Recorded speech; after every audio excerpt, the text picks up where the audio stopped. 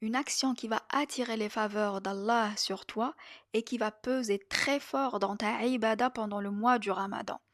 Laquelle? C'est le fait de prendre soin des parents. C'est bir al-walidain, c'est de les respecter, c'est d'être bon envers eux, c'est d'être attentionné envers eux et de faire plein de bonnes actions autant qu'on peut. C'est exagérer les bonnes actions envers les parents. Comme je vous ai dit la dernière fois, Dieu nous demande de faire al-ihsan. Al-ihsan, c'est l'excellence, c'est-à-dire tout faire comme si Dieu nous observait.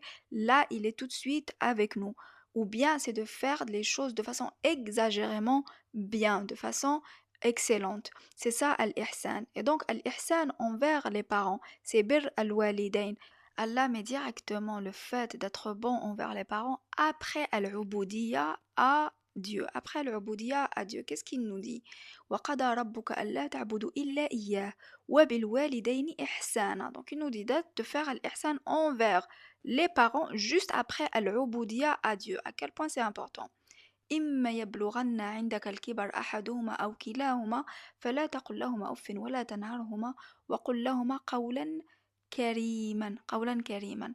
Donc si tu vis ou si tu vois que tes parents ont vieilli devant toi, l'un ou les deux ont vieilli, sont devenus âgés et que tu as vu ça, il faut que tu leur dises quelque chose de bien, il faut que tu sois bien avec eux. Et encore plus pendant le mois de Ramadan. On doit leur donner toute notre attention.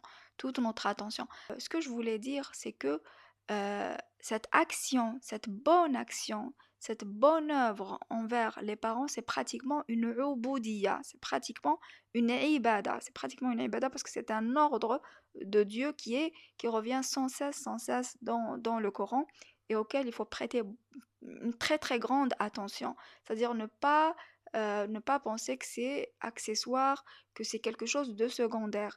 Et pour ça, je vais vous raconter une histoire. Je vais vous raconter une histoire. C'est un homme, un avocat. Un jour, il achète une voiture. Il achète une très belle voiture. Et il veut la montrer à son père. Il dit à son père de venir la voir. Il est tout content et tout. Et son père, en voyant la voiture, il est tout content et il remercie son fils.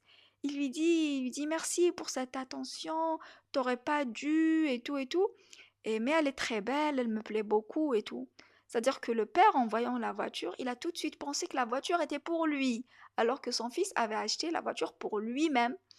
Et en voyant ça, son fils, son fils ne veut pas le décevoir, ne veut pas un peu casser cette joie, ne veut pas casser cette joie, la joie de son père. Et il lui dit, oui, bien sûr, c'est pour toi que je l'ai achetée, je suis content qu'elle te plaise et tout, alors que son fils avait besoin de la voiture. Ce qui se passe, c'est que son fils avocat signe un contrat ou une affaire qui vaut 7 millions de lire. 7 millions de lire. La voiture, il avait acheté 700 000 lire. 700 000 lire. 700 000 lire.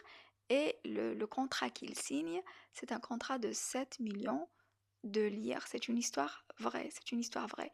C'est-à-dire que Allah, il faut pas négliger les petites actions envers les êtres faibles, surtout envers les êtres faibles, et encore plus pour les parents, pour les parents. Il faut tout faire pour les contenter. Il faut tout faire pour contenter les parents. Et uniquement quand ils te demandent de désobéir à Allah. C'est la seule raison pour laquelle tu dois refuser leur demande. Tu dois refuser leur demande. Ou bien quand ils demandent de faire quelque chose d'immoral. Mais sinon, il faut les prioriser. Il faut prendre soin d'eux. Il faut faire des bonnes actions envers eux, surtout pendant le Ramadan. Ça va vraiment peser dans tes ibadat. C'est-à-dire, tu vas voir, ça va te faciliter même les ibadat. Ça va te faciliter les ibadat parce que Dieu va descendre sa rahma sur toi. Il faut se dire qu'à chaque fois que je fais une bonne œuvre, Allah me voit et il descend sa rahma sur moi et tout ce que je fais, mes ibadat, mes prières, tout est sous la rahma d'Allah. Tout est sous la rahma d'Allah.